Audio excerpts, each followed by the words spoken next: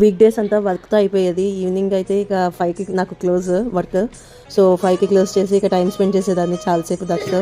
And bed time ఆడటం అంతా చాలా బాగుండేది. అండ్ ఈ రైమ్స్ అవి చెప్పేవారు, ఏబిసిడీలు 1 2 3లు. బ్లాగ్ క్లిప్స్ పెడుతున్నా చూడండి.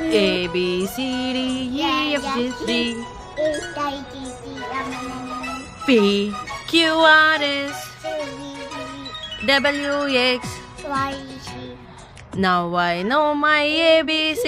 Yes, I do. Wait. దక్షడి Daksha కనిపించలేగా. లేడు దక్షు. బూ